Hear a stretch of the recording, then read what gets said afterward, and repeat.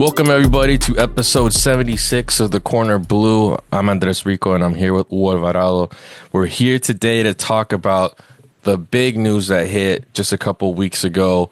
Hernan Darío Gómez, El Bolillo, is now at the helm of La Selecta. It's official now after a couple weeks of speculation. The news dropped about 2 days after we last recorded, so we figured we'd collect the pieces, let the dust settle, and then come in and talk about the situation based off of the latest developments. So, Hugo, was it a shock to you? What was your initial reaction, and what have you started to think since all that went down? It wasn't a shock necessarily, but a bit of a surprise for me. In part because, like we talked about in this podcast, the results backed Doniga. And yes, a lot of people were not satisfied with the way the national team was playing, but he was getting the results. He took the team back to League A. He qualified the team to the Gold Cup. Yes, I know people are going to say we always qualify to the Gold Cup. We're still Not always. not always. I mean, there's been a couple we didn't make it, and we depend on ourselves to continue on the road to World Cup. So yes, it was a bit of a surprise for me because we continue to have that tendency in El Salvador where we like to change coaches a lot. And it seems like that's like the easiest route always. And so in that sense, I was not that surprised, but I thought that this time, because of the way things were going, because of the results, because of where we were coming from, where I supported Hugo Perez's tenure with the national team, and I liked the way the team was playing, but unfortunately we were not getting the results. And then, people were frustrated and asking for his head because the team wasn't winning, but then we were playing somewhat of an attractive style. And then we get a different coach, we get the results, but people don't like the results. The style or the way in which we were winning those games. So El Salvador is a very tricky place, I think, for coaches to work. Yeah, like you mentioned, we had kind of these polar extremes between Doniga and Hugo Perez, where with Hugo Perez, as you mentioned, it was a style of play that had a better aesthetic due to, the build-up in the attack, the touches. But there was always that vulnerability in the defensive third, like if there was some sort of miscue in the middle on playing out of the final third, transitioning to the midfield or the offensive third, one bad pass and that was basically a goal given away. And we saw that on many occasions, and many players being vulnerable to that, those tactics of playing out of the back. And that's something that Loni got corrected, and we noticed that, right, where we weren't as vulnerable in the defensive end with Doniga, where that seemed to be corrected, but at the cost of seemingly a free-flowing, build up in the midfield, trying to get to that final third, which people did not like. Doniga's style was more mechanized. He described it himself in his masterclass, and we've talked about it here, of what his tactics were of basically trying to flood certain sectors of the pitch with as many personnel as possible to make up, in case you lose the ball, you can recover it quicker. And what does that cost you? Well, you're not spread throughout the field. You can't switch it as easily. You can't have more space to play in your buildup. It's almost like a fancy version of bunch ball, and that's what people did not like. And I include myself. I did not like the style, but like you said, the results were backing Doniga. To be honest, I kind of saw the writing on the wall right at the end of November, the last FIFA window, but in my opinion, I thought it was going to be the other way around. I thought Doniga was going to be the one to ghost us, that he would pull the typical foreign coach that's trying to move up in the ladder or the totem pole of hierarchy of coaches in the area, that they use El Salvador as a launching pad for their international careers. And I thought he was going to use that winter window to get the hell out. But we saw that it didn't happen that way. He ended up staying, and he stayed a couple months thinking he was going to be coaching in March. And we see the issue with the Heed brothers come up. The press got all over that story. We saw the story of the microciclo not happening and the different versions that were reported, that it was Doniga that canceled it last minute because he was being capricious, or it was La Liga doing its usual shenanigans of not wanting to lend the players. So that ultimately just combusted that tenure, and in the smoke appears, the white smoke appears, and we get the news of El Bolillo being hired. Now, that being said, someone with the marquee of El Bolillo, is this something different?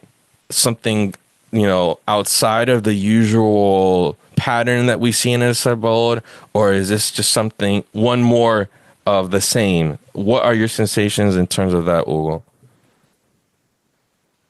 Yeah, just I have to give it to Andres because we talk often offline, and since probably October, Andres was basically telling me I just don't think Doniga's gonna last that long, especially when there are campaigns started by a certain sector of the media, which happens, and we know it, and it's right in front of us. Um, El Salvador can be a tough place to work. It can be a tough place to work, just and not only in football, but any job. Imagine if you're getting that type of pressure where, I mean, not that I have all the details, but I'm pretty sure it was not Doniga who didn't want to train. I mean, there's no coach in the world who does not want to train, especially when you coach a national team where your windows for training are so limited. The ideal scene for a coach, the coach is always looking for windows to train. So it's obvious that there was something already in the works.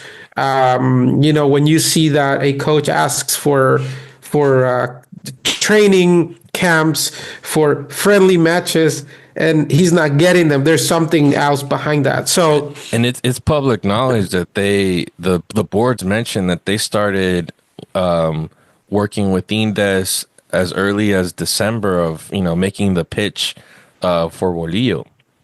right. So just not that I'm trying to sound like I'm defending anyone. I really don't have any interest behind it, but I think it's important that we start changing our culture a little bit, because there's always, if you just go to social media, in fact, if you look at one of the up and coming podcasts in El Salvador, if you see their tagline whenever Bolillo goes to see a training,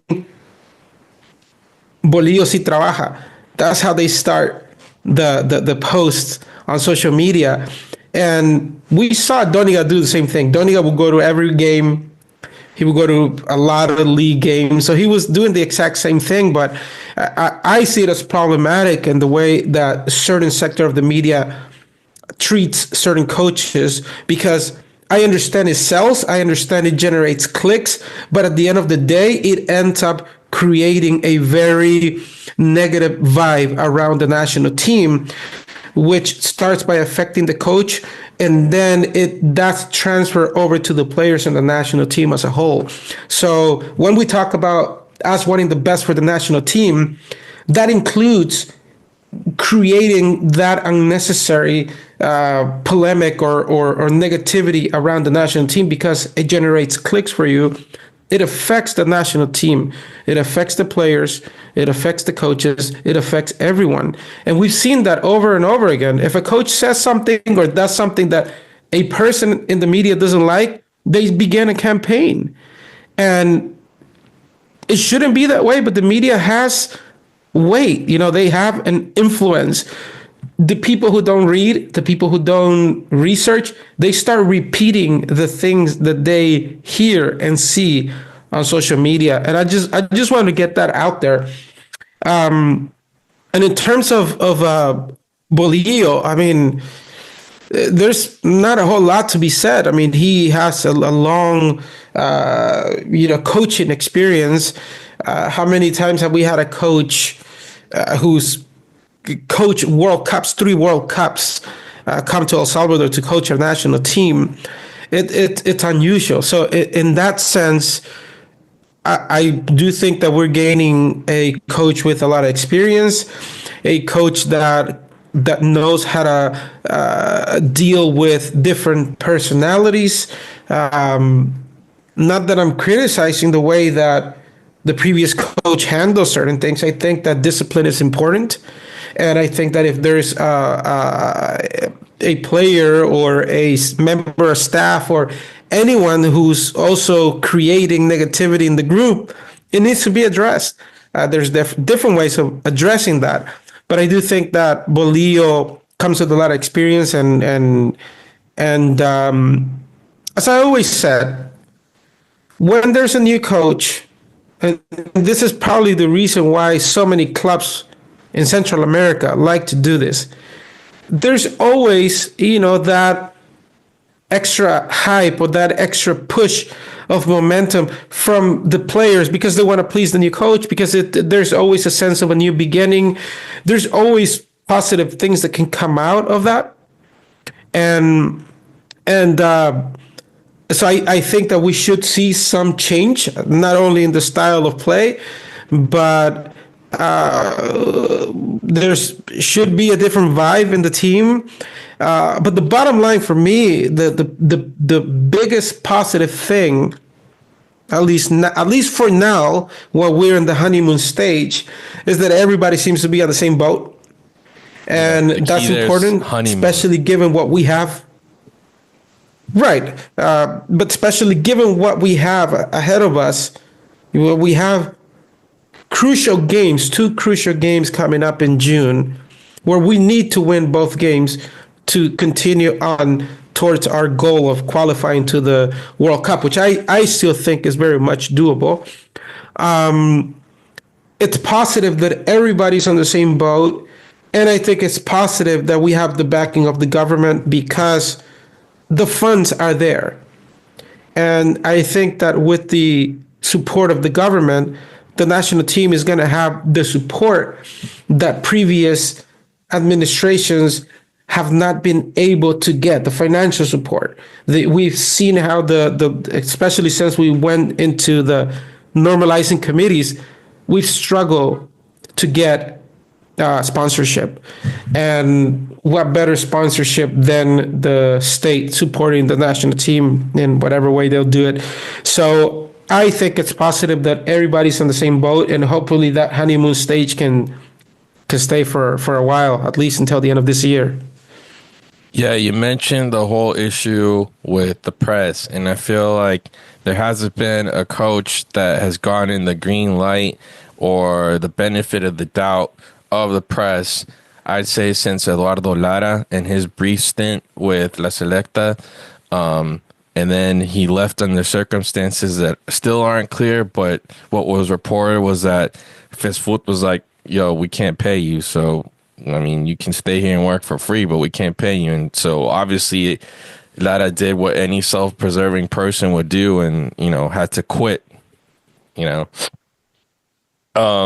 since then, they brought in De Los Cobos for his second stint as like almost like a same type of scenario of kind of as a firefighter, more like a PR stunt to gain the good graces of fans and the press and businesses alike for potential sponsors.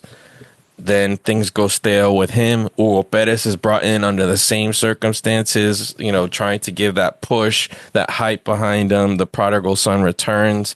Then things went stale with him, and we've had this mess under the interim boards that we've had that, seemingly could be corrected, but I feel like the hiring of someone like Bolillo should have been done as soon as Hugo Perez's first stint was over. That's if you're going to change the course, you have to do it after right at the end of the qualifying campaign.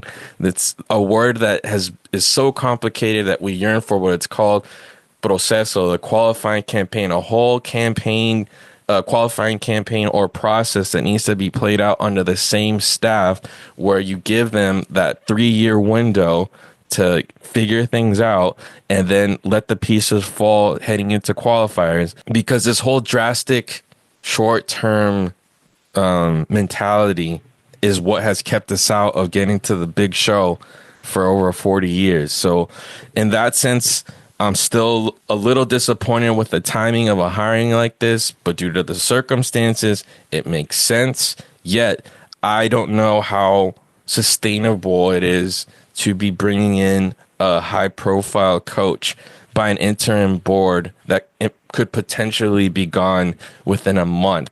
Then you have the new electoral process, and then that new board, in theory, has to ratify someone that they did not hire themselves. So, that being said, a lot of things need to fall into place, but regardless of those little pieces or big pieces that need to fall into place, if this guy's winning, it'll be easy for whoever goes in, to the board to ratify this guy. There's no way they're going to touch the process or the national team if the results back them. And I figure that is the reasoning or the logic behind, such a drastic move with only a couple months left till the next phase of qualifying. So like you said, the hype, the honeymoon, it seems that for now, the different sectors of football in El Salvador are aligning, even with criticism coming out of the words of the new coaching staff, in terms of the fitness of players, something that has always come into question since the beginning of time. And it's being interpreted and written about and presented in a very interesting way in comparison to when other coaches have said it in the past. So that I think is indicative of everyone's on board right now. So if you can call me chubby and fat and I'm all smiles about it, we're good. So I think there's something in the air in terms of that honeymoon where it's from the state all the way down to I don't know, who would be at the bottom of the totem pole? The players, I guess, because press, I feel, has a little more power than the players do. But if everyone is seemingly on board and they can call in and convince the players that have had their doubts of playing for the national team, or they can bring back players based abroad that have been recovering from injuries, get everyone who's in there, who needs to be there, and you're not having a Doniga style of creating a selección nacional of players that haven't even gone through the youth system or youth national teams, and you're, giving them minutes and forming international players on the spot, or the previous tenure of Hugo Perez trying to find this intricate balance of, youth and then nitpicking and choosing the veterans that fit into his system while excluding a lot of veterans that could have brought experience and could have, I feel, saved his skin. I think if you have that good balance of veterans, the leaders that bring a different mentality to this team that can kind of center this team going through the types of storms that they're going to face, who knows? Maybe they can pull this off. It's going to be key to bring the best that we have. And I know that that's always the case. That should be the case with the national team. But where I'm going with this is that, like you said, we don't have the time right now to take a whole lot of risks with players that one might see as a player with potential. Everybody, I mean, I'm sure if you ask Andres, hey, did you like Salvador Correas when De Los Cobos was there? He probably didn't like him. A lot of people didn't like Salvador Correas. I thought Salvador Perez was an efficient player. You know, he got the job done. He was very quiet, but he got the job done. You got So his number tattooed on your back.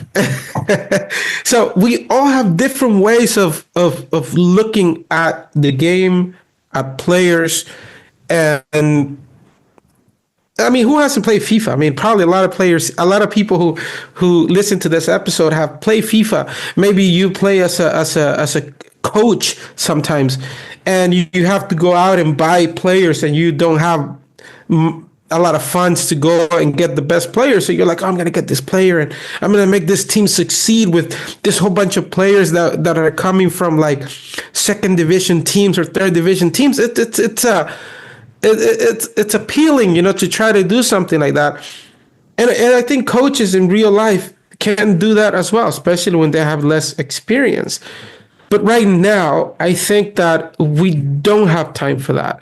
So I think we need to bring the best of the best, regardless of their age. We need to get the job done. Okay, that's to me that's the first step. And when I say that, I mean I don't close the door to anyone. I mean, as a fan, as a personal opinion, the door shouldn't be closed for anyone, whether they're 35, whether they're 36. If they're still playing and they're competing and they're the best in their club, why not? And of course, you can throw a young player in there. You know, you can throw, hey, there's a 20-year-old who has scored 7 goals in 7 games in the league. Of course, give him a shot. But I think that we're gonna need a good balance of, I mean, experienced players, but who also are fit to play at least 75 minutes, you know, at a high intensity game, so that, you know, we can get the job done. We need people with lots of miles, with lots of games, and then if, you know, we qualify, we win the 2 games in June. Not like we have a whole lot of time before the next round, but at least it opens up some space for friendly matches, and Bolillo doesn't have a whole lot of time for casting. You have Gold Cup too. You have Gold Cup. Gold Cup could be another opportunity to bring another 3, 4. Yeah. But yes, it needs to. Go ahead. Sorry. Yeah, it's just to finalize. It needs to be. I mean, of course, it's up to the criteria of the coach. Whoever the coach thinks is the best, then people should stop saying, "Oh, they should have called this guy, or they should have called that guy. Why is this guy not there?" Let the coach do its job, which is something that a lot of people struggle with in El Salvador. Yeah, and I think that's normal. There's always going to be naysayers or people always going to, I mean, that's why we talk on this podcast, is we always have our opinions, right? And everyone will have it. But I think what I would like to see from Bolillo is he doesn't pull a Doniga and just look specifically and arbitrarily to the local pool of players of the local league to try and find diamonds in the rough at this stage. Or only do what Hugo Perez did, was he opened the floodgates to players that had been developed abroad, more specifically in the US, more specifically in USL, because the theory was that their development and their level of fitness would be higher than that of the local player, and creating a media shitstorm in the process. And as we talk with Russo here, coaches have their different comfort zones, and we saw 2 very polar opposites between Hugo Perez and Doniga. I'm hoping Bolillo, that has the experience of working with high-profile national teams where most of his squad plays abroad, right, or have big egos, play abroad, rarely get together, where he rarely gets to see them in person, that he can balance, you know, the positive aspects of having a lot of players at his disposal, you know, an hour and a half, 2-hour drive tops to go see a player week in, week out, but also being able to rely on the players that play abroad and trusting that they're out there for a reason. And I think that's something that we didn't see this last tenure, this last year with Doniga, where it seemed like the door was somewhat closed to a lot of players based abroad for whatever reason. So, like you said, if the players that need to be there are there, if you can get a squad going, everyone is on the same page. I would say, like Lara did, you know, or Contreras did with Alianza. They're also Colombian coaches. It seems like there's some click between Salvadoran players and Colombian coaches. That's just a trend that I've noticed based off of those couple of examples. That I think, if they can go in with the idea, they stick to it, and they execute it, I think we can see a positive summer coming so far, and just riding that wave of positivity. I think the last question would be, despite all this wave of positivity and hype, is it enough to convince, some of the players that have been reluctant to play for La Selecta due to all the administrative woes and instability that has yet to be seen? But I think just by opening up the player pool by default, that will solve a lot of the problems that Isabel has been facing, I'd say, the last 4 years. I think the only main thing that sticks out in my head right now is leave Harold Osorio alone. I really hope that they don't call him up. I really hope that they just let him settle in to getting as many minutes as he can in Chicago, and that they don't bring him out here.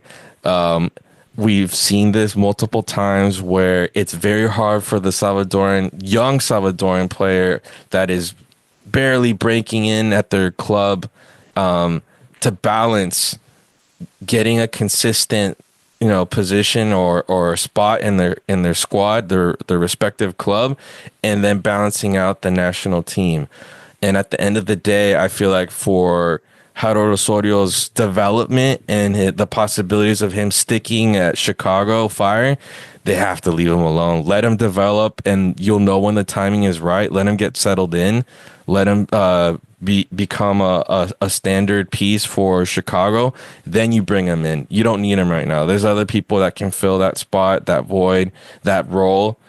And yeah, let this kid get more experience. And then you're bringing him. That's the only thing that comes up to mind with this whole new era, because I know people have started mentioning his name. He barely got his first start. What was it? A couple weeks ago, he got a couple extra stoppage time minutes, and then just leave him alone, please. Let him develop.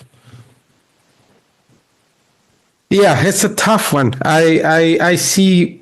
Unfortunately, our country is so eager to find the next big star, the next representative of El Salvador abroad, that we have a player like Harold Osorio who's taking baby steps to play in MLS, and a lot of people think that he should be there, yes or yes. I remember when the media in El Salvador will say, the foreigner should be led by Mengíbar. He needs to be there, yes or yes. And I was like, I think that Armando Moreno has been more effective than him. And I would say it, I would say it openly. And look at what happened. Look at what happened.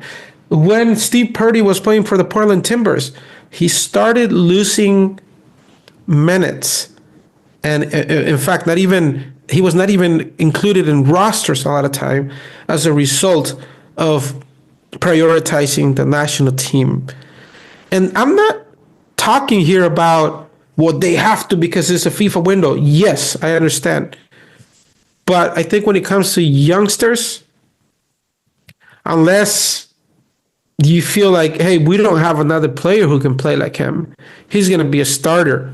Okay, maybe it's worth taking the risk, but MLS doesn't stop during those two windows. The Fire has a game on the 15th and the 22nd. So, which is you ridiculous in know, and of itself. yeah. So I don't know. It's a tricky one on that one, but I do lean more towards he's taking some baby steps towards the first team. They're only allowed to do the short term contract for 4 games. Harold is going on to his third, I believe, which was just announced recently, which can mean anything. It can mean that they like him so much that they have to give him a contract with the first team, as opposed to just keeping him with the MLS Next Pro contract, because he's if they need him, if they want him, that can lead to a potential contract with the first team. Yeah, I think it'll probably be best to just let him stay with his club. I don't really know who's gonna get called from abroad, but I think it'll be good for him to just stick with his club for now, at least for another couple months. Yeah, well, I mean, if you want kind of like a parallel or a comparison to this situation, because the guys we have in MLS right now are US based or based abroad, and right now Harold is the only one that's come out of the system in El Salvador, and he's, like you said, making those baby steps. But an example of someone that did something similar was Cheo. Cheo got signed by DC United when I think he was a teenager. He was 19. And due to circumstances with the federation of, clashing heads or him prioritizing DC United along the way, because he wasn't an established player. He was having to compete with Freddie Adu for minutes, who was the media darling, was the 14-year-old Pelé. He was a young kid himself struggling to get his own spot in that squad, and he prioritized DC United, and it came with consequences where he was banned from national teams for a while.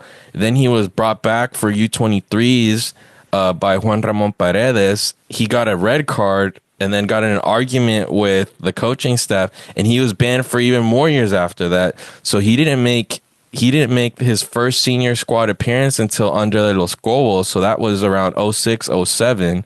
And his first goal was against Denmark in a friendly. So that's a huge gap between 2003 and playing U23 Olympic qualifiers to scoring your first goal in 2007. And look at what he produced for the national team after he matured, because this was a guy that needed to mature, because he obviously had issues along the way of, figuring out what his role as a player was. And he was able to become that guy that would put the team on his shoulder, carry the team, and bail the team out when necessary. And I think that's why it's an example of, you leave this guy alone, let him mature, let him find his identity. And when he's ready, when he's matured, you bring him in, especially if you're trying to bust that door open so that more players up within your system can be brought over to make that jump. Because right now, I think, we have the Nathans of MLS, we have the Roldans, but Harold Osorio is this latest plea to MLS. Look, we can create players, we have talent, or take our talent young and then polish them over there. Leave the Harold Osorio experiment be. Don't call him up. That's just my take. All right, and moving along, because we're going to close out really soon. La Selecta has friendly matches coming up. First on the 19th, if I'm not mistaken, against Houston Dynamo in Houston. Then recently, a friendly match has been announced for March 22nd in San Salvador. First friendly in San Salvador in a while at Flor Blanca, also known as in Mexico Gonzalez. They'll be playing Pachuca. Club Pachuca from Mexico. This is basically kind of like a redo of the Noche Mágica that was supposed to happen. I believe it was last year or 2 years ago, but the plane carrying Cadiz's squad had to make an emergency landing. Like, those fools were scared shitless after taking off, and they had to stop in Sevilla. So they're not coming, and so they figured that Cadiz wasn't going to be able to come out, especially now that they're in second division. So Pachuca is the replacement. Tickets, I don't know how they're going to be distributed because it was a game where the tickets were free basically, and so people are going to be claiming their tickets to go to this game. It'll be interesting how that process goes down, but I think it's a an interesting window. I mean, it's not national teams, but I would rather play an MLS club or a Liga MX club instead of, Bonaire. No offense to Bonaire. But I don't know. I feel like it should be an interesting match. It's nice that it's in Houston, a nice Salvadoran hub here in the U.S. So the team will feel at home there, despite being abroad. And then, a nice presentation to Bolillo in front of the home crowd at El Mágico. So interesting matches coming up, and then we have to just wait and see if there's any matches or camps leading into March. With that, Hugo, is there anything else that you'd like to say before we close out? No, I agree with you that it's playing against clubs can go either both ways. I mean, it doesn't look good if you lose to a club as a national team, but the reality is that those two clubs might have a level slightly higher than some of the rivals that we played recently. So it's good, and I always believe it's good to play. It's good to keep the players together, playing as a team, and especially when you have a brand new coach who's just getting to know the players. So I see both games as two positive games for the new coach. Yep. And also, within the last couple of weeks, the new designs for the kits dropped. We've been speculating and waiting to see what the designs would be. And ultimately, I think the ones that win the prize for best kits would be the pre-match kits. Oh man, that indigo one, and then the Maquilisua based one. Oh, chef's kiss. Can't wait to cop those. If you have any suggestions to other listeners on how to cop those or where to cop them, let us know in the comments, because yes, we all need access to them. They're all so nice and we would like to wear them, and those jackets though too. Anyway, it was a lot of fun interacting with everyone that morning when the designs dropped, because we're all craving those jerseys. We're jonesing for them, and we get all hyped up when the new designs drop. And I want to shout out my Substack. I don't know if I've talked about it officially here, but I started a Substack. It's called Connoisseur of Blue, and I just randomly write columns depending on the situation. Maybe it's post game or the new signing of a coach. And my most recent Substack is about the biggest names that El Salvador had hired as coaches up until this moment. So I'm referring to Aníbal El Maño Ruiz from Uruguay and Jose Pastoriza from Argentina.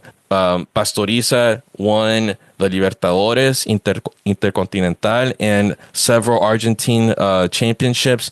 He came to El Salvador. You need to check out the column to see how it went. I always feel like we can look to the past to get an inkling of what may lay ahead, because it is true. History tends to repeat itself. So will it not? You should check out the Substack and see what the results were. My source was basically one of my Bibles to Salvadoran football. Mauricio Cienfuegos, Fútbol de Una Sola Cara, his autobiography. If you can find it, I bought it 20 years ago. I don't know if it's available now, but oh my God, it's just golden with a lot of good anecdotes and stories of stuff that we can see repeating itself currently. So anyway, check out my Substack. It's in the link on Twitter and Instagram. Thanks again for hopping on the mic. We appreciate everyone who's tuned in, and let's see how this honeymoon turns out. All right. Have a good one, everybody.